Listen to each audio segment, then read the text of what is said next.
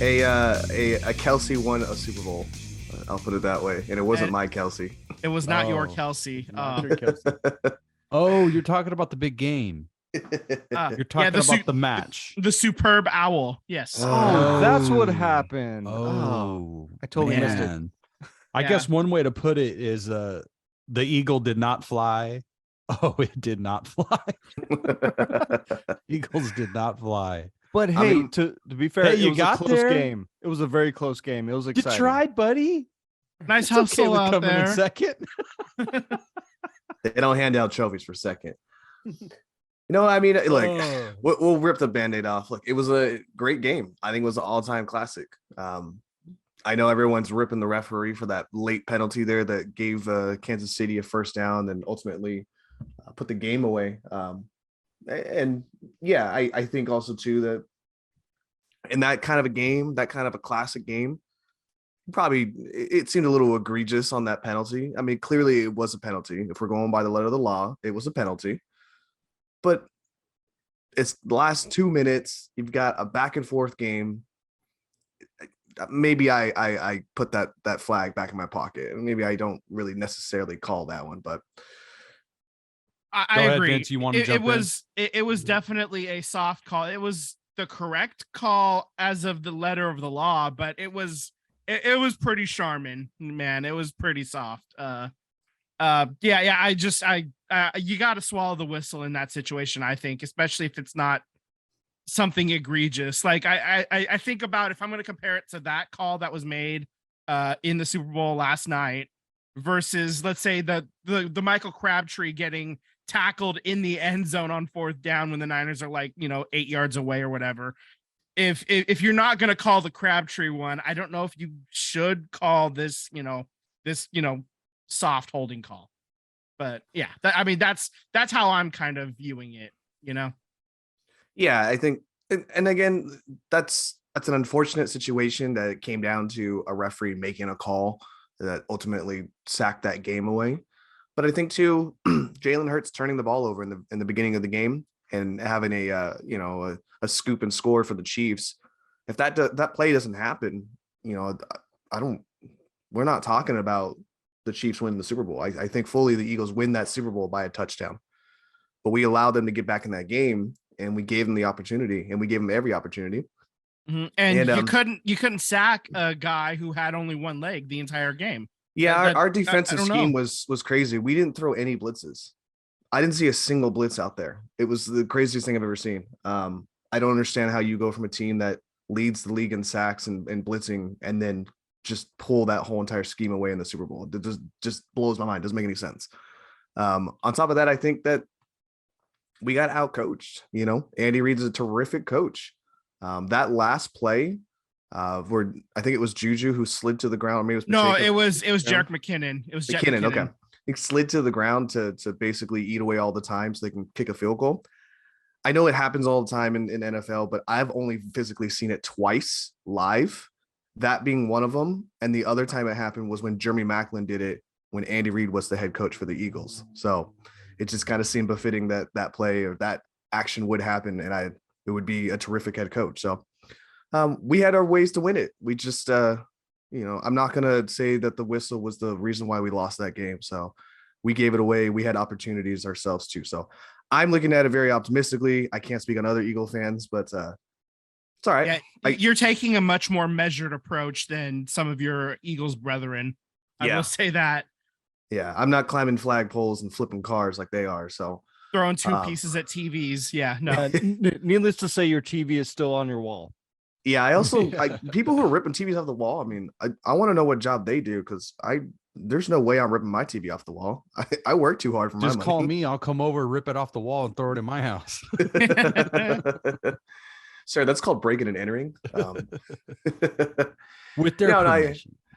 The one thing I look forward to is that the Eagles have a top 10 pick going into the next draft. So that's very optimistic to me.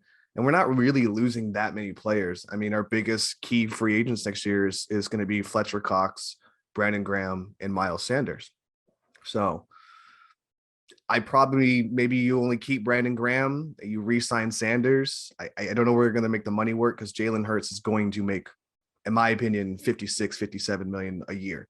So we'll have to see. It's a good thing you don't quite have to worry about that yet, but it's getting close to time to worry about that. Oh, he's going to get it in this offseason. Is it this offseason? I thought they pick up No, his so option. They technically still have his rookie deal. He has no, for he's one also- more year. but so the owner has come out and said he's going to pay him. he's actually a second round pick. So unlike Burrow, where they have 5 years, he only has 4. So they're just So gonna this is it the done. final year of his contract, then, is what Yeah. you're saying. Okay. yeah. I So got you. they're gonna get it done now. He's earned it, man. He's fully deserved of it. So Absolutely.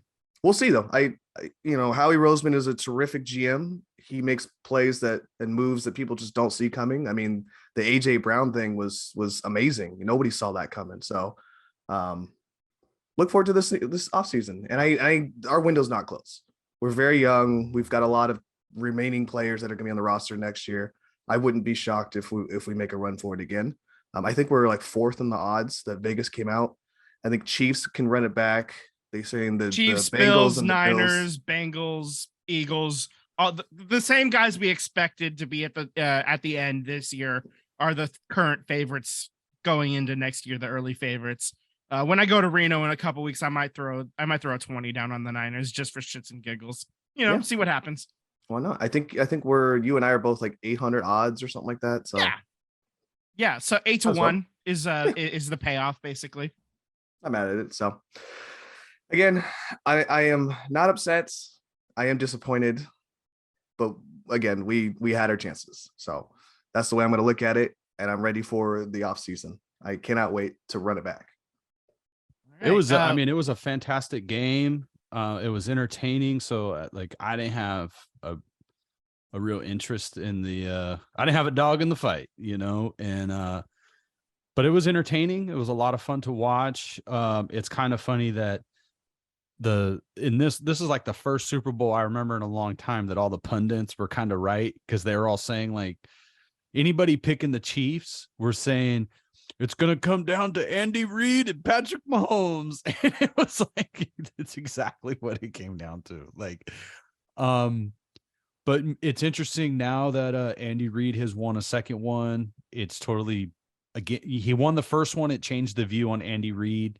And now he's got the second one and it's totally changed the view again. Because after this point, when he starts getting into, you start separating from coaches at, 3 and 4 and 5 Super Bowls for coaches. So if Andy Reid gets a third one, that puts him in a whole other level, with his peers. And if Patrick Mahomes gets a third one, he's still young and the Chiefs are still going to be good. So just how we look at that duo now, is just really interesting in historical context, because the Chiefs are going to be right back in it next year. It was a fun season, though. It was fun. Mm-hmm. Absolutely. All right, now that we took the Band-Aids off, what did you guys think of the halftime show? What did you guys think of the overall Super Bowl presentation? Is the highest rated Super Bowl in 6 years. Yeah. 113 million viewers tuned in. That's, a third of America. So yeah, a lot of people had their eyeballs on this game, and they had their eyeballs on Rihanna and her newly announced second child on the way. So congratulations to Rihanna. She put on a hell of a show, especially for being pregnant too. I wouldn't have the I wouldn't have the stones to be, on a Super Smash Brothers platform. Yeah. So she did it while with child. So major props to her. And she just she fired off 12 songs in 13 minutes. It's a reminder of how you can't tell the history of pop in the last 20 years without her, basically. So she's for sure. She's an incredible performer, and she even took the time to do the little makeup for her Fenty brand, which is a nice little fun thing to do as well. So Yeah. I really enjoyed the show. I thought it was great, and I'm not ready to like rank it, amongst the other shows that we've had. It wasn't. No, as you good must as rank Prince. now. Mm, That was now. the next bit. She's top It 10. wasn't- She's easy top 10. Which top 10? Probably somewhere around 5-ish. I'll have to. I need to know your think top about three. it Is more. she in the top 3? She's not in the top 3. Ooh. She might be top 5. She's right around 5-ish for me. So I need Prince, to know top Michael 5 Jackson. now. just off the top of my head, I'm gonna say Prince, Michael Jackson, God, Fuck it, Rihanna. Lady Gaga, Rihanna.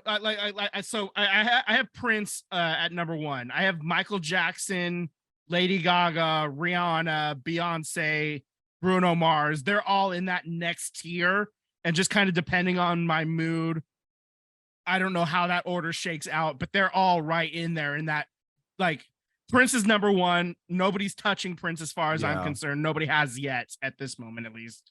Oh, nothing will ever top Prince. So yeah, singing best Purple one. Rain in the Rain, that's next level shit, man. But yeah, I mean, Rihanna's up there with the rest of them in my second tier of top halftime shows ever, Yeah, I thought it was pretty cool that she didn't have any guests. There was a whole like, Well, she had a guess. oh, she It did. was just Oh, I in her must have missed stomach. it. It was just in her stomach. Oh, god. A musical. Well, I guess it would Yeah. be a musical guest. Anyway, You don't know that Unlimited, baby could be talented. right? Give it like 18 years. You don't know. but yeah, the That like baby you know, could be musical. I thought it like was last cool. year was Dr. you know that it Dre was and- so Yeah. Oh It- yeah. Yeah. I feel I should have mentioned last year's Super Bowl act as well. That's also in the conversation as well. I'm sorry. Apologies to Eminem, Dr. Dre, Snoop Dogg, and Mary J. Blige and Well, Kendrick. well my point is that it was so that they didn't have enough time to showcase each artist, and Yeah. so they were given like half a verse, and then they were like, we got to move on to the next one. Yeah. I agree when- with you, Tim. when you, I agree when with you you. have one artist, the whole thing is around them, and it was a cohesive performance. It felt like last year it seemed like they forgot to turn on it seemed like they were performing in rehearsal lights, and I was like, what, there's no special lighting, there's no setup here, and like with this one, it was like, oh, it felt like a performance. It felt like you were actually seeing a concert, and it was great. Like you forgot that you were watching the Super Bowl for like, those like 13 minutes. It was great. Well, that's in Rihanna's in Tim's top 3. I'm just saying, like the show, it's supposed to be a show apart from the show, right? Yeah. Yeah, So, she absolutely crushed it. And anybody who says anything different can go take a long walk off a short pier. We're gonna bring that bit back again. I also think, Tim, that last year's show, I agree with you that I just felt like it was way too many people. It was too many cooks in the kitchen. But I also think the downside we had too was that game was played at 3:30 Pacific time. So when halftime came, it was like 4:00. It was still broad daylight coming through the stadium. So everything was way too bright. Where like, Arizona, it was nighttime, most Super Bowls. It wasn't nighttime. It was just the roof wasn't closed. So it's a lot more controlled. Well, like I mean, daylight LA features has a and stuff. roof too, though. Yeah. Ish. I Well, mean, it looked better. Yeah, regardless of the limitations or it looked a whole lot better than last year.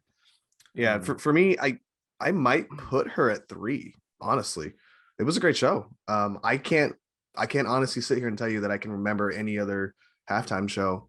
The only one that really sticks in my head is the Rolling Stones one with the tongue on as the floor, but it really wasn't that Oh, great of yeah. a show. Yeah, It's just yeah. memorable by the aesthetics.